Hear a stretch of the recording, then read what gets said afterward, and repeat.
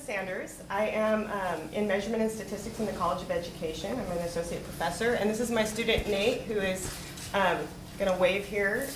We have been working with Jessica and her wonderful team on the quantitative pieces of her project. And it's a very large project, and this is just one piece of it. So bear with us. We're going to get a little numbery, okay? Slide on. So just to recap what Jessica was sort of giving the large-scale overview. In year one, so that she showed year 0 where nobody was connected. That was sort of like the baseline. And what our analyses are going to focus on today will be the 4 years that we were there in the schools. And I don't say we, the team was there in the schools. Year 1 of the project was really the onset of the PD to really build the NIC network. And 50% of it at that time was funded by the district.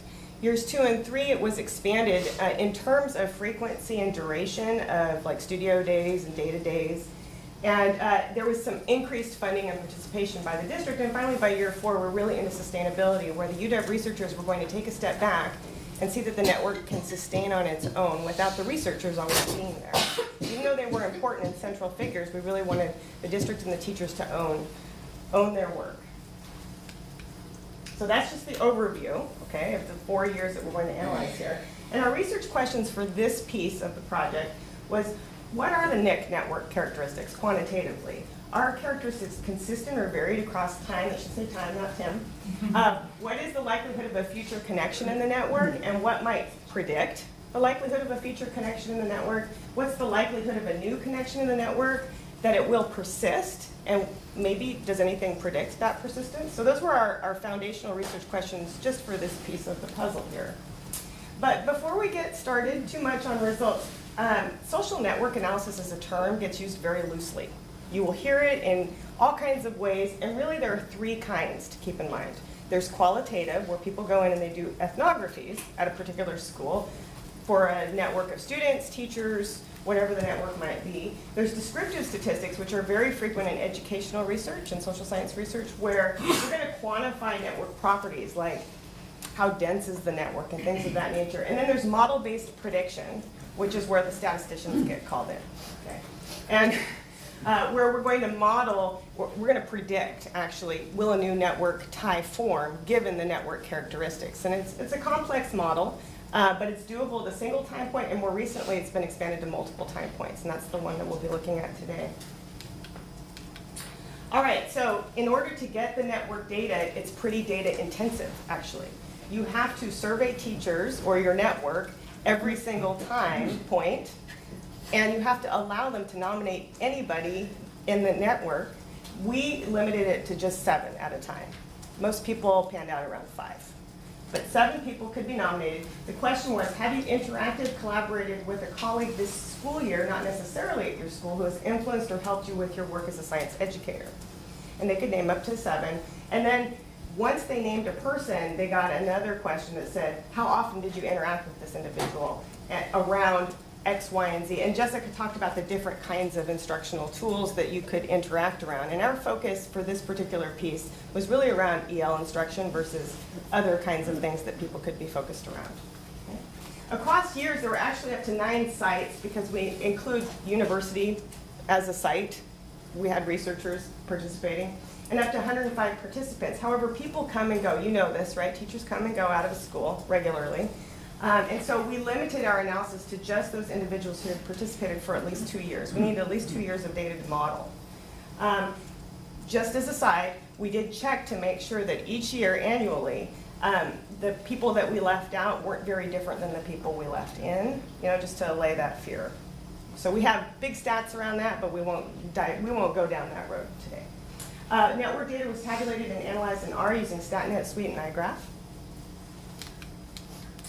And just a little network vocabulary. Jessica already mentioned some network vocabulary, but for example, we have this term called nodes, which are the individuals in the network. This is a hypothetical 7-person network.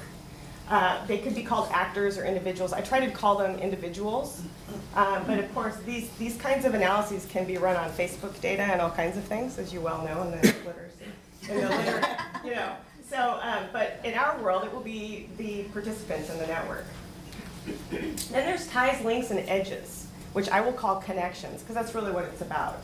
And ties, links, and edges can have different characteristics. You can have no arrow, so you see that you see arrows here, but you can have no arrow where they're just linked together with no particular direction. This is called a directional graph.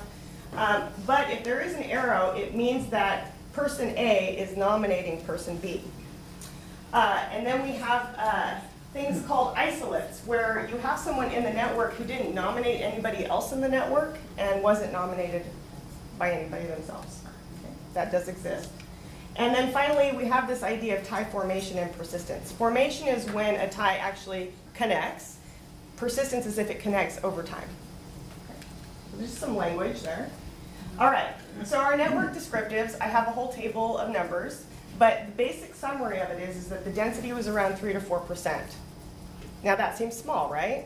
But this is out of all the possible connections that could be made, and there's 1,326 of those, 1,326. So that's not too bad. And what we actually found was teachers were really, if we look at any of the sociograms, this is a sociogram, if you look, these colors represent a given school. So people were making connections just in close proximity with others at their school. So that's why the overall density looks sparse. Within schools, it was robust. Relative efficiency was good, meaning that the distance from going from one person to another wasn't very long.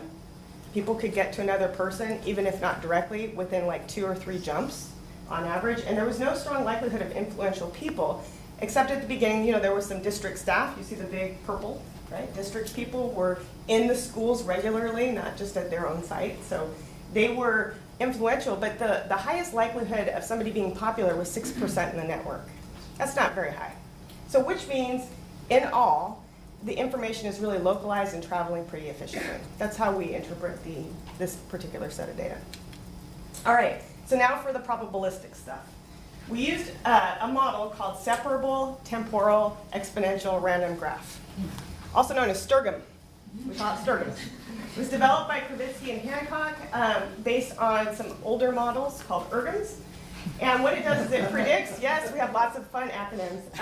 We predict time formation across all time points. So it's not like a longitudinal model in terms like a growth model. It's not that kind of model. It's across all the time points, what's the likelihood of another tie forming in the future. Okay, so it's a little different than your normal kind of longitudinal models. We use predictors at the tie level, like whether it was around EL instruction or other kinds of instruction. Whether a tie was mutual, it's called reciprocity. We had participant role, participant site membership, and ties persistence after formation, plus all of those interactions. So those were the things that we put into the model. I have a picture of the model later in case you're interested. And here are the results. We found that the mean likelihood of a tie was only 4%, but this matches the density, right? The density was 3 to 4%.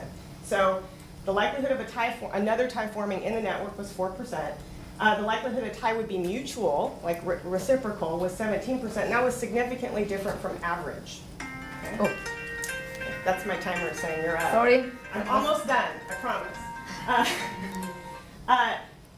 Ties with non-teachers actually had a lower likelihood. This was really positive news. That means that the university researchers and the district staff were less likely to have a tie form with them, and that's what we want. We want the teachers to form ties with each other. So that was really wonderful news. Tie around EL instruction was actually significantly higher than other kinds of instruction. 7%. I know that doesn't seem like much, but compared to our 4% average, that's really good. That a tie will persist was actually 10%. So we had high persistence, which indicated sustainability of the network, also very important. And the predicting that a tie would persist is actually more likely if it's a mutual tie. So if the two people are individual together. And then finally, we saw a lot of site variation. So some sites only had a 1% likelihood of a new tie forming. Others had like a 6% at Lewitt. I think one of our panel memos will be getting in deep at some of these schools. But we did have significant school variation. Okay, there it is. So big 3 idea takeaways. The AST NIC was sparse but efficient. The likelihood of a future connection was higher for teachers, for instruction centered around ELs, and that schools varied. And then 3, the likelihood of connection would persist was also significant, indicating evidence of sustainability. Those are the 3.